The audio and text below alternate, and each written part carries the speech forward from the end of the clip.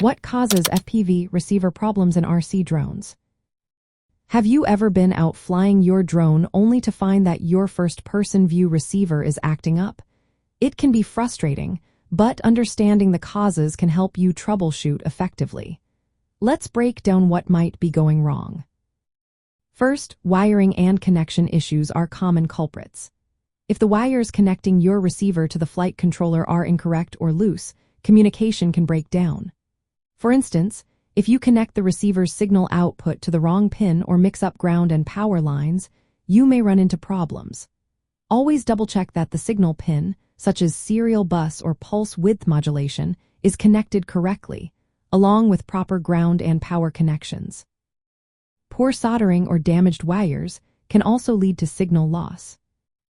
Next, compatibility between your receiver and flight controller is key. Not all receivers communicate in the same way. Some use pulse width modulation, while others use serial bus or different digital protocols. If your flight controller is not set up for the protocol your receiver uses, they won't work together. Make sure to confirm compatibility and set the correct protocol in your flight controller's firmware, such as Betaflight. Binding problems can also cause issues.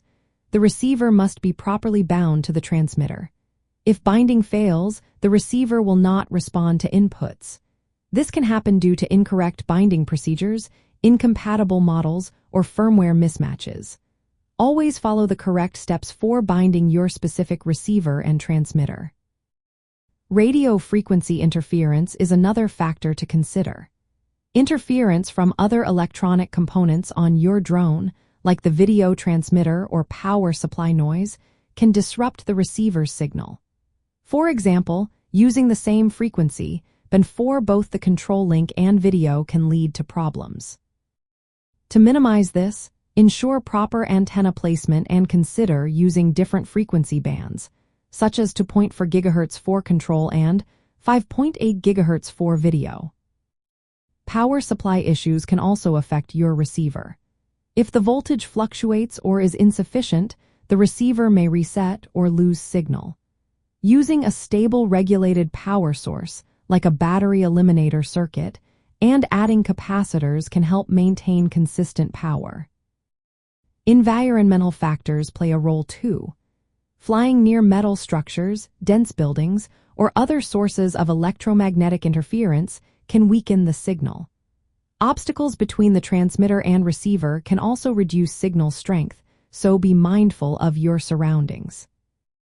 Lastly, firmware and configuration errors can lead to receiver issues. Incorrect settings in the flight controller software, such as wrong receiver mode or channel mapping, can make the receiver seem unresponsive. Regularly updating firmware and carefully configuring settings can help resolve these issues. By understanding these common causes, you can troubleshoot FPV receiver problems effectively.